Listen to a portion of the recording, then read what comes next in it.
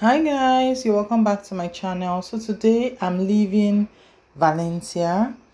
I'm going to Madrid and I would like to tell you about how you can renew your expired passport or a passport that is about to expire. So basically you are meant to go to the website of the Nigerian immigration, and I'll put the address here. And after you click on this, it will take you to register. You do the registration. Two things that you need to take note. Number one, start this process 3 months before your passport expires, and you need to have NIN, unless you will not be able to do this. All right. After you put in your personal details on the side, they will ask you several questions like, why do you want a Nigerian passport? You're going to choose expiry. If you need a new one, you click on it. All right. So after that, you'll be asked to fill how many passport, like the pages of passport you want, whether it's 10 years or 5 years, and you'll be asked for your NIN as well. You finish imputing all these details, you go ahead to, it will take you to the next part. So there is a part where your NIN data will come out. You wouldn't be able to change any details here. If you need to do that, you have to go back to where you did your NIN to make the changes. All right. So moving forward, you would have to, there will be a place where you'll be asked to upload some documents. So those parts is actually optional. I think the only one that is important is they'll ask you for your marriage certificate, your state of origin certificate, and MPC document. That's your affidavit of age declaration.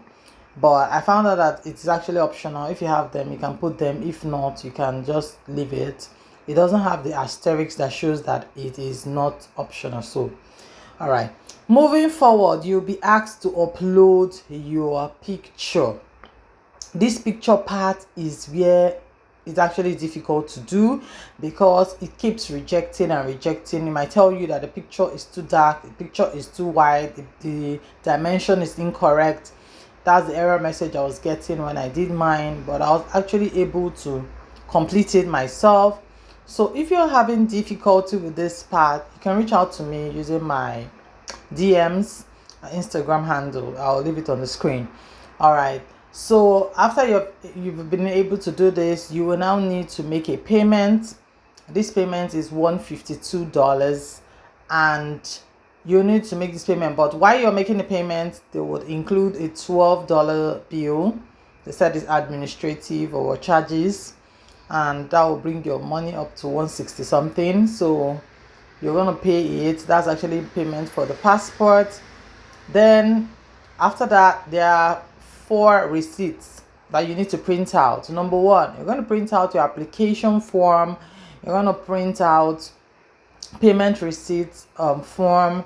You're going to print out, you have to book an appointment for this thing.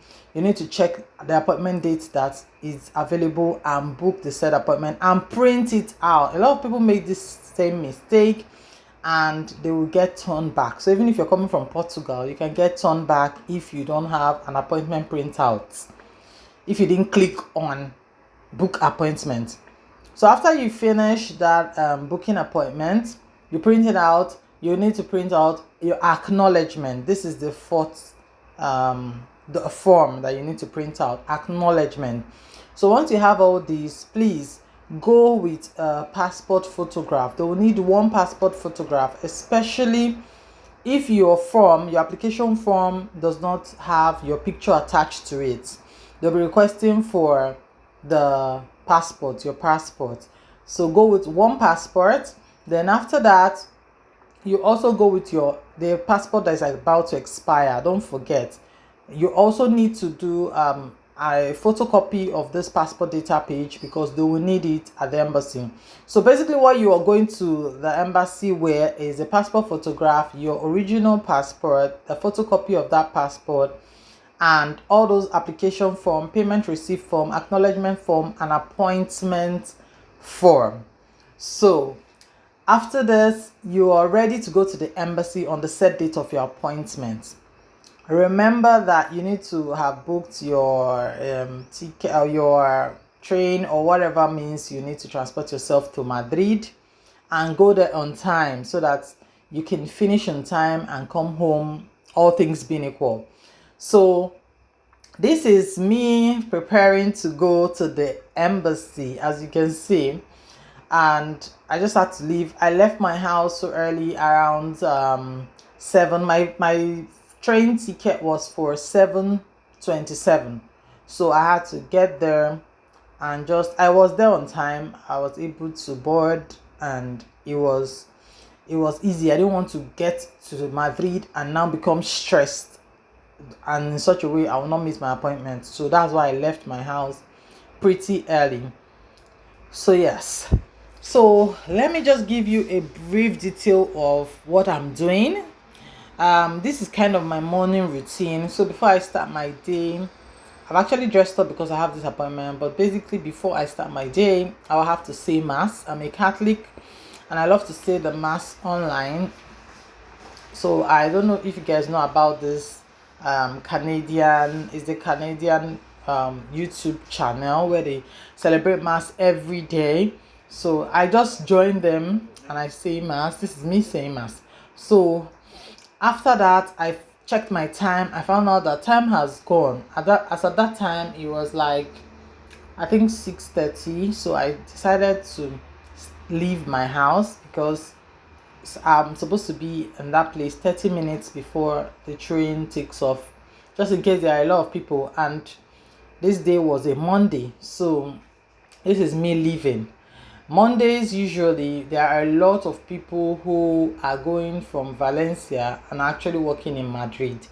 So the problem here is that these people, sometimes the train is usually full, and you don't want a situation whereby you're late or you get there and you're just confused. So I'm leaving now to enter a bus. The train station from my house is like a 7 minutes ride. So you can see my bus is coming next. So I got into the bus and we were off. They going to Madrid on Mondays. Mondays you can go if you have consular service and if you have passports, whatever you want to do with your passport. That you need a new passport, you have a baby, you need a new passport for your child, or you want to renew your passport, or you have consular services, you need to do legalizations, you can go on Monday. I know consular services is not usually done every other day, but passport service is done every other day. So take this into consideration when you're going. Traveling from one state to Madrid, you need to get your facts straight so that you don't have to go back, because it's very easy for them to tell you, oh, we can't help you, go back, and you've lost that time, you've lost money, and the day has just been ruined for you. Basically, it has happened to me several times. That's why I'm doing this video. So I want a situation whereby I'm telling you of my mistakes so that you don't make yours. Yes. So basically I'm getting into my train right now. The train is supposed to spend I got there by 9, so basically 2 hours and some minutes. The train was able to take us to our destination. This Hugo is a very affordable train here in Spain. If you want to travel to a lot of destinations, they've included a lot of destinations now. Before they were going to just Valencia, Madrid, Barcelona, but now Zaragoza, Sevilla, Cuenca, so many other destinations are included. All right, so I've got to Madrid here. I spent just 2 hours and some minutes, and I'm just trying to navigate my way out of this big train station. Madrid is a bigger city, more busier. There are a lot of companies there, a lot of people, international people, I mean to say. Like, you can see people speaking English in Madrid more than how you see people speaking English in Valencia. So yes, it's quite busy. That's our state capital, Spanish state capital. So yes, that's what's expected. So when you get to this train station, okay, that's if you're coming to Madrid. If you live in Madrid, you don't need this explanation. just navigate your way out. It's very easy. You can enter a taxi. One clue I would like to give you guys here for those people who want to cut costs is do not enter taxis that are in the train station vicinity, because they will pay taxes. Most of them have been seated there or parked there for a while, and they need to pay taxes because they are parked in the train environment. If you can walk a little bit farther, it will be better for you. So when you get into the embassy, make sure that you get your number. That's the first thing to do. Then get seated. Once they resume, they'll be calling out the numbers, and you have to go and submit those documents I listed earlier with your passport and passport data page photocopy. Then you will later be asked to pay a 40 euro fee. They call it administrative fee. And after that, you do your capture and you're done. Thanks for watching.